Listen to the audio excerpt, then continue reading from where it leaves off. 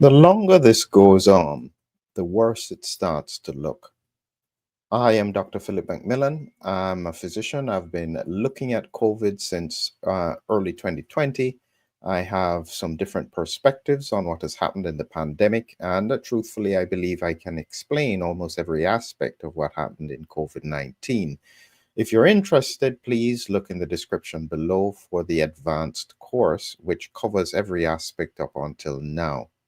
But what am I talking about now? I'm making reference to a recent discussion that was held in relation to the Advisory Committee on Immunization Practices, ACIP. And before I show you the clip, which was taken from X, and it looks at a discussion between two people in the panel. And so what I'll do is I'll help to build some context for you so that you understand what is happening and what it's about. So to start you off, I'll let you listen to the first bit of this presentation, and it's from Human Perspective. I like to always highlight where I've seen this. And this is a clip, and he put in the subtitles. So here is what they were saying, and I'll come back to it. Just listen first. Thank you. One of the reasons I brought that out is because a few years ago, even coming from the CDC, where if you get the vaccine, you won't get COVID.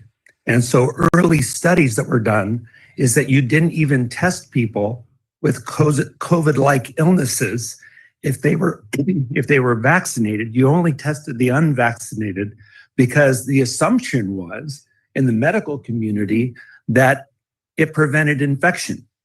I'll just pause you right here. Now, you can see where this conversation is going straight off.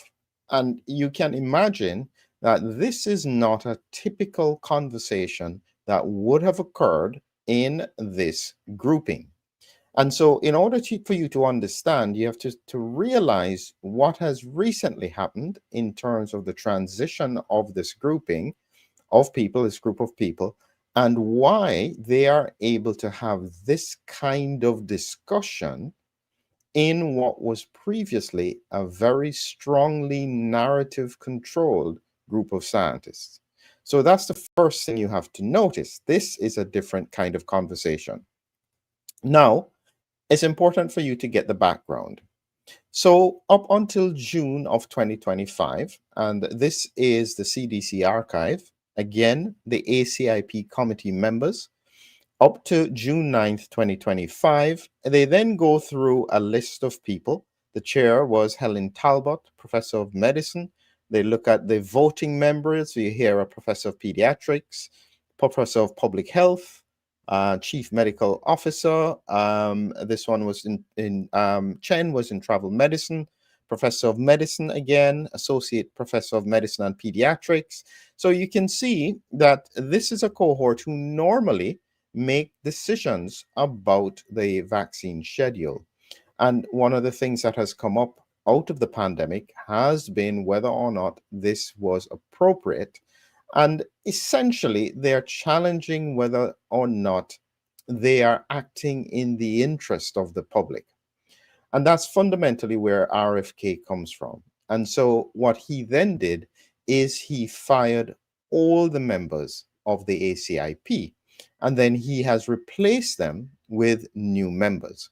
And so again, you have to understand that this is updated on the 16th of September, 2025. And again, it shows you who is involved. There's Hillary Blackburn. She is in terms of direction of medication access. You have Evelyn Griffiths, an obstetrician. You have Hilbert Hiblin. He was a psychiatrist, neuroscientist, is Martin Kulderoff, biostatistician. He was involved in terms of the Great Barrington Declaration against lockdowns. Retzef Levi, he is from MIT in healthcare analytics. Robert Malone, vaccine expertise, scientist, biochemistry. In effect, Robert Malone was how do I phrase this properly? He first conceptualized the idea of mRNA vaccines. It gets people very upset when I say he was the inventor of it. But when it comes to the conceptualization of it and the early testing, it came through him and his lab while he was still a student. I happened to interview him on the details around that. But it gets a lot of angst when you mention him because he wasn't supportive of the narrative. And as you can see, a lot of the people who are currently made up in the ACIP are not. So Robert Malone was a very big one that they were upset about. You have Cody Meissner, professor of pediatrics, and then you have Kirk Milhoan. So he's a doctor, PhD, pediatric cardiologist, former US Air Force flight surgeon. So he is the person who was pointing out this question, and he's going to talk about myocardial inflammation.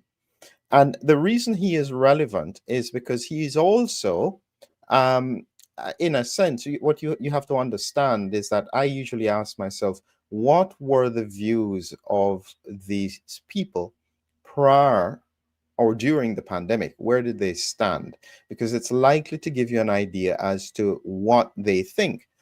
And so in terms of Kirk, he is still part of Independent Medical Alliance, which was FLCCC. And so he's involved in terms of trying to help people with spike protein damage, cardiovascular toxicity due to the spike protein. So you know exactly where he stands. He was not on the side of the narrative. He was clearly asking questions before. And so you see the situation now where when he is placed in that environment, he is bringing his expertise, his experience, his questions in a way that is challenging the narrative. So with that background, let us start again and make sure you can see it from the start. Let's go again. Listen to this. Thank you. One of the reasons I brought that out is because a few years ago, even coming from the CDC, where if you get the vaccine, you won't get COVID. And so early studies that were done is that you didn't even test people with COVID-like illnesses if they were vaccinated. You only tested the unvaccinated because the assumption was in the medical community that it prevented infection. But I think all of us know that it's very hard to prevent a respiratory infection with an injectable vaccine because of the lack of IgA immunity. Pause there a second. I just like to say I was one of the early advocates. In 2021, that was my argument. I was saying you are unlikely to stimulate mucosal immunity with an injectable vaccine, and you will therefore not stop this virus. I ended up being censored for saying that kind of thing. Just had to stick that in. But anyway, let's go on. One last thing. Before medicine career, I had a PhD in pharmacology. And I guess I'm shocked at the lack of pharmacological rigor in dosing,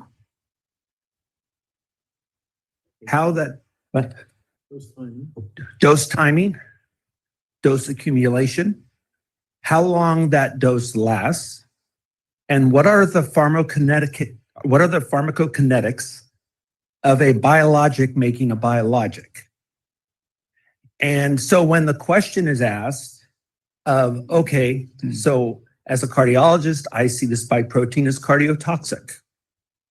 I want to know how long that a biologic has made a biologic, and how long it's going to last. Oh, it goes away quickly. Then we have the recent Yale study that showed femtomoles of spike protein basically until they stopped the assay.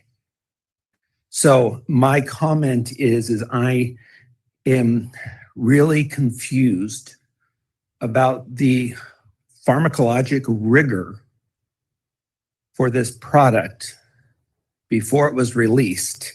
And now with evidence of contamination, why is this not pulled off like any other biologic or medicine that is found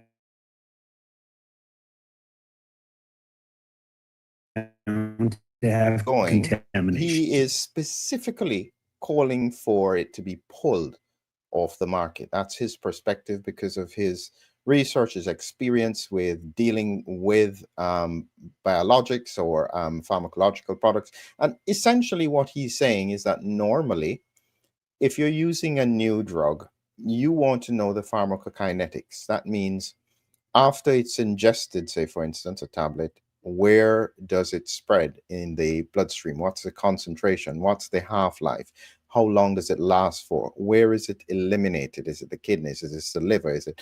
And so you want all of that information as you're trying to work out the safety of the product. And so what he was pointing out there is that that kind of study on the pharmacokinetics with lipid nanoparticles was not adequately done in his opinion. And he mentioned something at the end with regards to contaminants, and that's because a recent study had come out showing that the mRNA vaccines had extra bits in them, like DNA plasmids and SV40 promoters and so on, things that shouldn't be in them. And the argument is whether or not they are at adequate levels.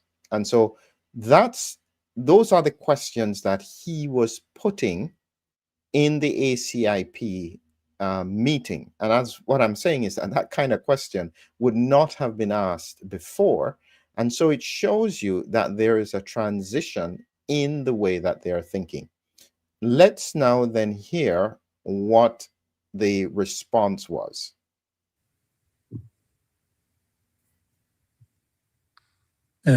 Is response to that? That would be a question for the manufacturers or FDA. Or FDA. Crazy question. Yeah. Dr. Hood? Yes. Hey, can you hear me? Tracy Beth Hogue from the FDA. Yes. So I will say that some of the information is proprietary information, and I will say though the information that we have been provided by Pfizer and Moderna and what was shared with me, what they provided to the FDA was within the regulatory limits, I will also acknowledge that this is something we take very seriously, and I want to sincerely thank the independent researchers. I'm just going to pause you here a minute. And so again, it's important to get context. Who is Tracy and why is she there, so to speak? So what I've done is that I've got the House government documents to the House in the US, Senate and House, of her CV to show you why she's in the position that she's in.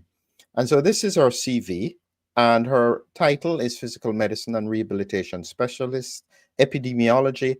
And as you can see, she did interventional spine and sports medicine, rehabilitation. She had expertise in kidney function and retinal cuticular Dresden in Denmark, as well as a public health and epidemiology PhD. So in the context of her role, so she is now in the role of the FDA, but this is a recent appointment.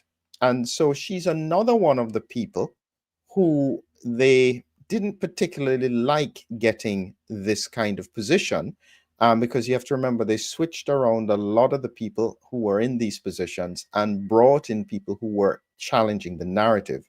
And as you can see, how I usually know that this is someone that they don't particularly like is because this is a hit post showing her that the new FDA aid has often unproven stem cells. They're arguing about her clinic and so on. And when they're doing that, they're trying to discredit the person. She is brought in, the new FDA commissioner has brought her in as a special assistant in a unique position. As you say, she has had some controversial views on COVID, skeptical of certain elements of vaccination, masking, and school closing. So you know where this is going. And so it's important to understand that's who she is, and that's her background, where she was coming from, And so then when you're listening to it, you can understand that she's new to the post and therefore trying to give some clarity from what she has heard. So let's continue to listen. Of whom I know who have brought this issue to the public's attention. And at the FDA, we take the public's safety and, you know, the safety of these products incredibly seriously. And I just want to give you all that message that this is not something that is being ignored. And I can only, you know, provide with you the information that I have been given about what the sponsors provided us regarding the DNA levels in their products. And so that I think that I'm going to stop with that. Dr. And so what she's highlighting there is that the sponsors or the manufacturers presented the FDA with data, and the FDA took that data to then assume that this was correct. And part of the challenge is, was there independent testing? Did the FDA go and check for themselves whether or not this was within regulatory limits? Now, some people may argue that the FDA never did this at all in the first place. I'm not sure what they do as standard practice, so I can't necessarily say that this is the standard practice or not.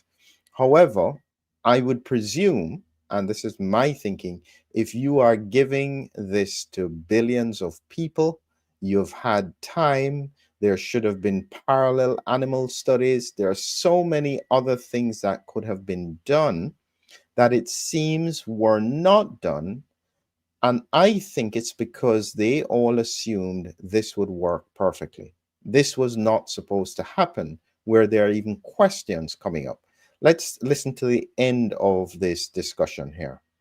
Do we have a comment from Pfizer or Moderna? And please state name and company. Can I ask another quick question of Dr. Hogue? Please do. Dr. Hogue, are there any plans for post-production about independent evaluation by the FDA? So I'll say that is something that's being discussed, and we want to communicate that we take this issue very seriously, and thank everyone who has brought this to our attention. So yes, as I said, the point there that she was making is that independent researchers have been looking at vials, looking at contaminants. They're not paid to do this. They get no funding for do this. They have no support to do this, but they have been doing it anyway.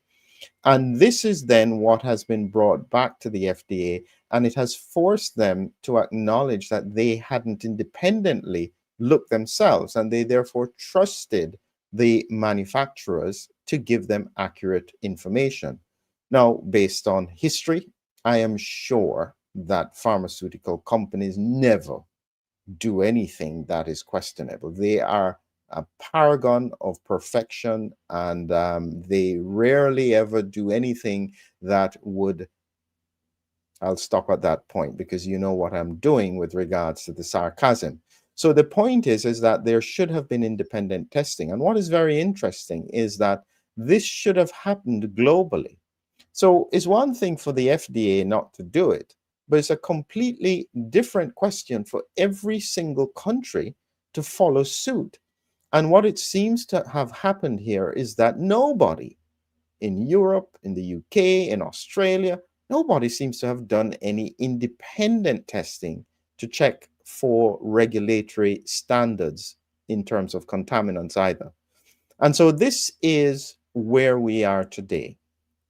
I think fundamentally, as I reflect on it, because as I say, most of the people who are involved are not actually getting any direct benefit from it. And so you would ask, why is it that it almost feels as though they're covering up? Well, here is my thought. I think that there was such powerful cognitive dissonance in terms of the push and the safety and everything else that everybody in those industries just assumed this would work perfectly, there would be no issues, and this situation where they're having to go back and acknowledged that there were gaps would never have happened. It really was a gamble. I could have told them early in 2021, based on the science, that you shouldn't gamble because there were so many questions that needed to be answered that if you chose to not do it, it's likely to blow up in your face. And this is fundamentally what has happened in the US. It has blown up. RFK is in position now, whether they like it or not. He has always been questioning the safety of vaccines, all vaccines, so it's not just the COVID vaccines. And so this has a direct impact on the pharma industry because now this is going to damage their ability or their confidence moving forward with regards to vaccines. My final thought on this is, whilst I think that we do have to get some of these questions answered, I do question whether or not we are throwing out the baby with the bathwater. And what that means is that when you think about removing all of the ACIP members, it means you've lost a degree of history in terms of how the organization was run, the systems, the governance, the little things that you just may not know. And I feel that they should have held a proportion of them, at least probably 40%, even if they were resistant to what you're doing, just because they have the history of how things had worked and how things could be aligned. Now, I don't know if I'm right or wrong. I just know that it's not easy to get change and to have a smooth transition when you have changed everybody involved in the system. So it's going to be a challenge for the US. It's going to be a challenge in terms of regulation, in terms of their reputation as well internationally. And they will have to work that through. The question is going to be, will it be that other countries continue along as they have done before and somebody else takes the lead, like in Europe? Or will they use this as an opportunity to actually reflect carefully on the way things have been done and try and get it better the next time? That would be, I think, something that we will see in time. But let's hope that the future is brighter. Have a great evening.